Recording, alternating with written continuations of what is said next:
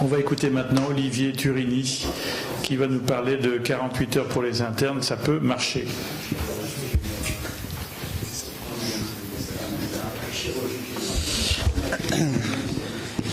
Bonjour à tous. Donc, je vais vous parler d'un sujet qui a été abordé, je crois, ici à l'Académie en 2015, sur les 48 heures des internes. Alors, on va faire un petit retour en arrière en 1951, où pour la première fois est rapporté le terme et évoqué le terme de burn-out. C'était une publication qui se basait sur la réinsertion des adolescents un peu turbulents aux États-Unis, et où Bradley avait évoqué cette notion des soignants qui s'occupent de patients un peu lourds, surtout à charge émotionnelle, et le risque pour ces soignants d'être débordés par leur émotion et par leur implication. Il appelait ça le burn-out. Alors pourquoi le burn-out ? Parce qu'en 1950, on est en pleine guerre froide, c'est la conquête de l'espace, et le burn-out, c'est un terme d'aérospatial. Ça fait référence en fait à l'épuisement des réservoirs d'une fusée.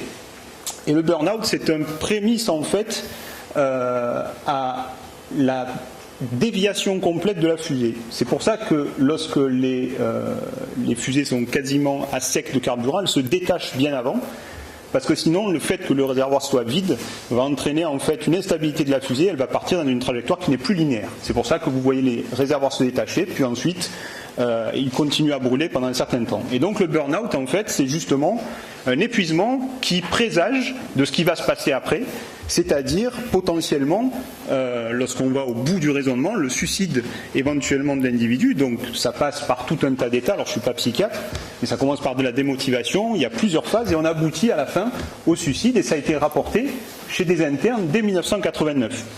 Les premiers cas de suicide d'internes liés au burn-out et non pas à des facteurs, parce qu'à chaque fois on disait oui mais c'est peut-être pas ça, c'est peut-être à la maison, c'est peut-être parce qu'il s'est disputé avec son voisin, etc. Donc là c'était vraiment rapporté à la charge de travail. Alors le burn-out, il a 3 dimensions qui s'impliquent.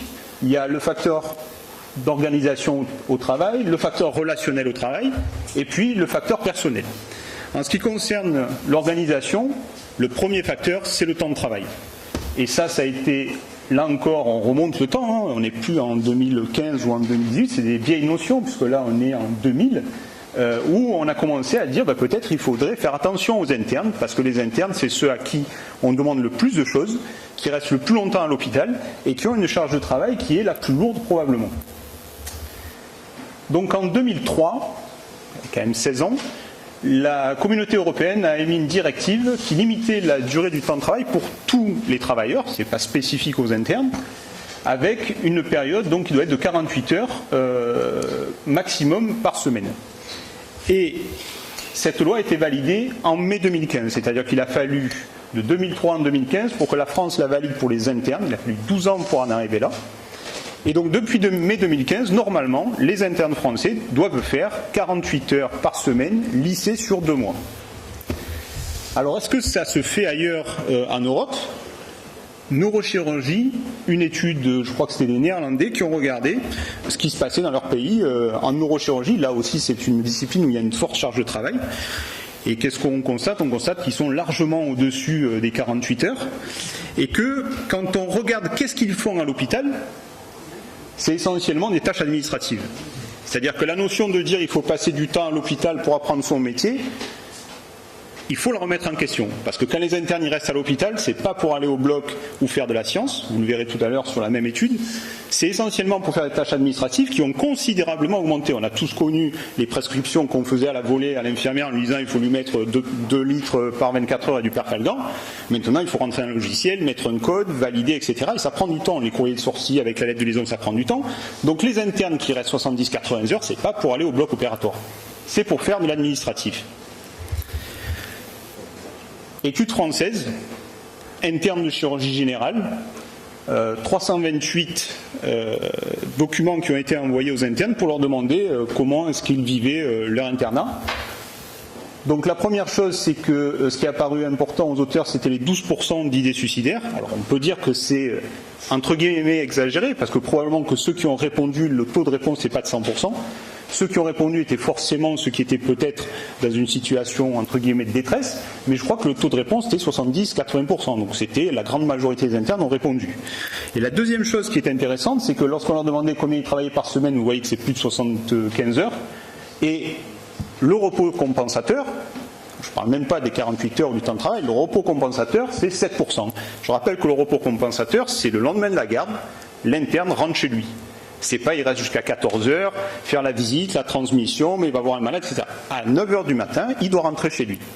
7% des services le font, alors que tout le monde, si on pose la question, dit mais chez moi il y a un repos compensateur. Je le fais et alors j'y suis très vigilant. Mais ces internes partent à 12 heures, 14 heures. Dans d'autres pays européens, il y a le pré-repos de garde. C'est-à-dire qu'on estime qu'un interne qui va prendre sa garde, ou un senior qui prend sa garde, ne doit la prendre qu'à 18 heures, ne doit pas travailler la journée avant. Nous, on n'est même pas à respecter le temps de travail, le temps de compensateur post-garde. Il y a déjà des pays qui imposent de ne pas travailler le jour précédent de la garde avec des publications, vous pouvez regarder, qui montrent l'impact sur le malade, hein, pas pour le chirurgien lui-même, avec un temps de prise en charge qui est réduit, avec un temps de durée en salle opératoire qui est réduit, et même un temps, les pertes sanguines qui sont réduites pour des gestes identiques.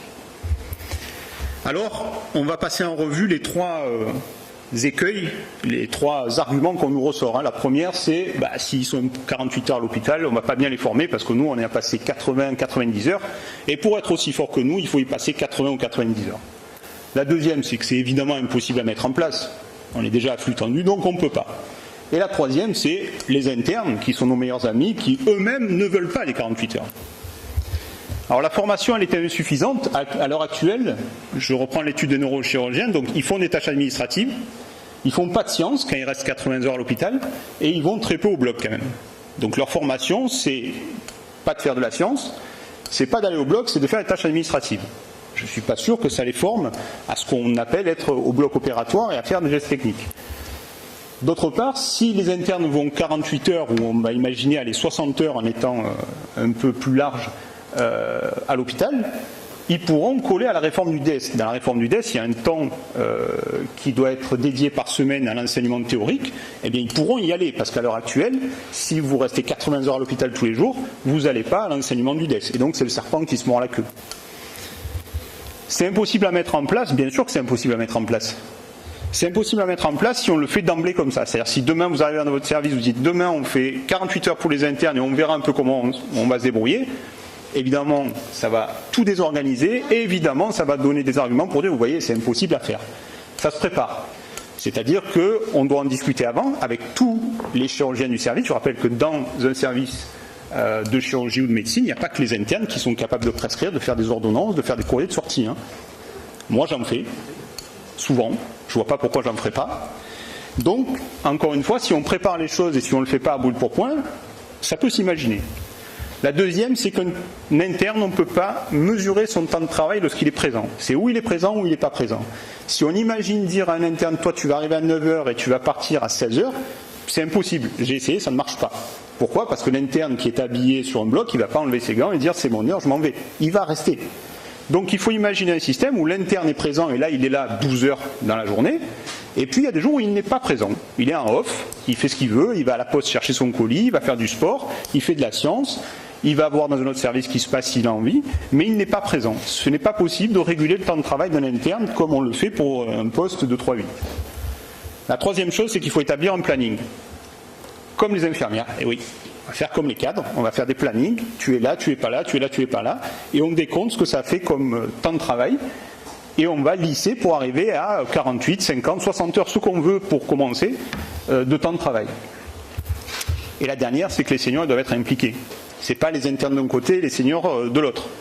Si, quand vous faites le planning, vous vous apercevez qu'il y a un jour, vous avez 3 salles d'opération qui tournent et que ce jour-là, il n'y a que 2 internes, ben ça veut dire que dans une salle, il y a 2 seniors qui cèdent. Il y a écrit nulle part que ça ne doit pas être comme ça. Il y a des assistants, il y a des seniors un peu plus jeunes. Moi, ça m'arrive d'aller aider un autre senior qui fait un côlon droit et de tenir la pince de sténioscopie. Ça me fait rigoler, en plus je leur mets la pression dessus, ça me fait poiler. Mais voilà, c'est interdit nulle part de le faire et c'est marqué nulle part que l'interne doit aider le senior et que les seniors entre eux ne peuvent pas s'aider.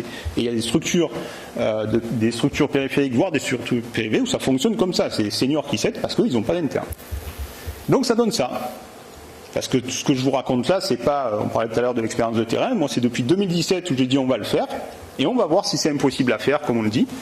Donc ça donne ça, c'est-à-dire que vous avez un planning, les internes sont là, voilà leur jour, ça c'est une semaine typique. Il y a ceux qui sont en vacances, il y a ceux qui sont en repos de garde, et quand ils sont là 11-12 heures, ce qui n'est pas vrai, parce que de temps en temps ils débordent un peu, ils font plus que ça, et puis il y a des jours où c'est calme, ils partent un peu moins, on n'est pas là à compter à l'heure près.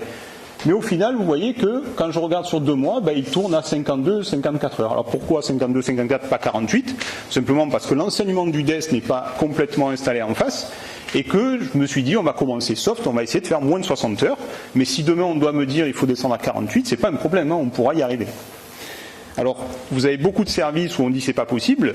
Si c'est pas possible de faire 48, pourquoi pas faire 60 ? Pourquoi pas faire 70 à ce moment-là ? Si on estime que 48 c'est pas bien, mais commençons par ça. Mais personne ne commence par ça. C'est bien facile que les internes soient là pour faire les tâches qu'on ne veut pas faire ou qu'on ne veut pas avoir à faire. Les internes sont opposés, c'est le dernier argument. Pourquoi Bernard Madoff ça a marché quand il a dit moi si vous me donnez votre pognon, je vais vous donner 25%. Si c'est moi qui le dis, ça ne marche pas. Si c'est Bernard Madoff qui le dit, toute la planète a investi. Parce qu'ils y croyaient.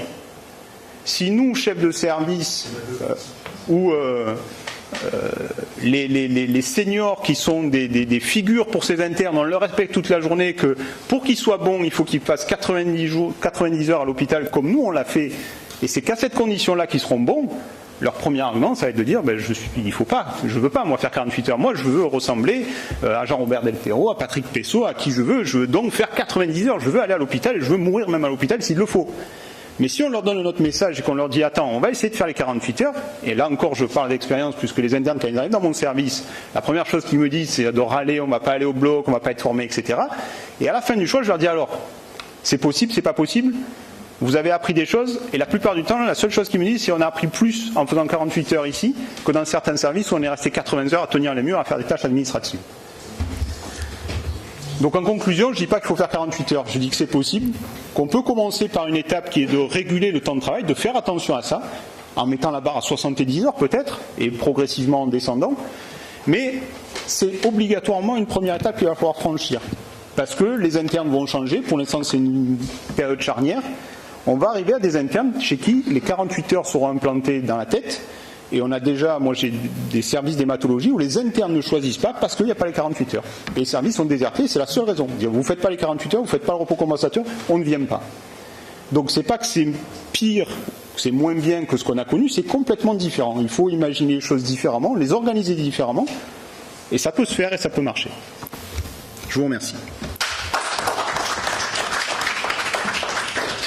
Merci beaucoup. Je crois qu'effectivement, les chefs de service doivent vraiment montrer l'exemple et vous en êtes sûrement. C'est très intéressant ce que vous faites parce qu'il faut y croire. Sinon, moi j'observe en tant qu'ancien doyen de faculté qu'on a un certain nombre d'enseignants et de chefs de service qui sont un peu réfractaires à cette réforme et qui n'envoient pas obligatoirement leurs étudiants aux séances pédagogiques et qui n'observent pas les repos de sécurité, etc. Je pense qu'il faut vraiment aller contre. Il faut de la souplesse. Parce qu'il ne faut pas dire 48 heures, je pense qu'il y a des services où il n'y a pas beaucoup de seniors, où il y a des gardes, donc il faut tenir compte de tout ça. Mais déjà, si quelqu'un se penchait juste faire une photo de son service, de regarder ses internes, de voir combien ils travaillent et quel est leur rythme de travail, j'ai pas rajouté à ça dans l'étude française.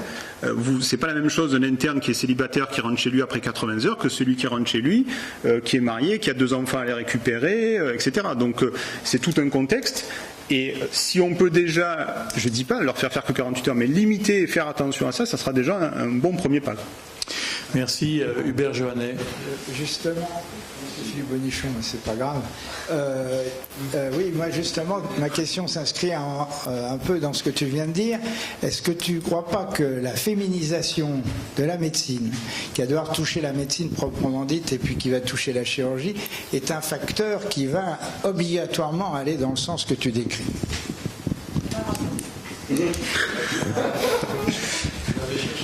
Je crois que c'est. Oui, non, mais je crois que c'est. Hubert Johannet. Hubert. Il faut voir qu'un interne, initialement, c'était quelqu'un qui passait sa journée à l'hôpital et ses nuits.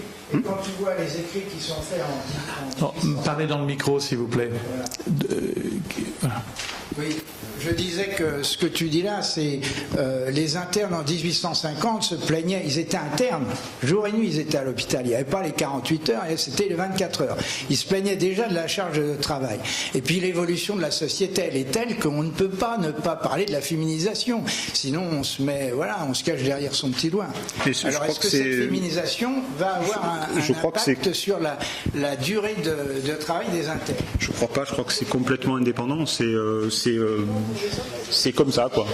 Et ça, je pense que si on avait 100% d'internes garçons, imaginons qu'on soit dans une profession qui soit interdite aux femmes, on serait à la même situation avec le même constat et les internes diraient la même chose, ils diraient moi je veux plus passer, voilà. Hubert Joannet. Oui, qu'il faille être dans la loi, le règlement doit s'appliquer, donc on peut saluer les efforts que tu fais dans ton service.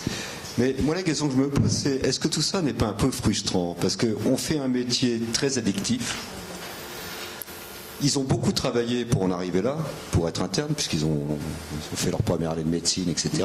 Et ils démarrent leur spécialité et ils n'ont envie que d'une chose, c'est d'apprendre, pour s'épanouir. Et donc, ils sont pas tellement prêts à compter les... En fait, c'est pas leur sujet.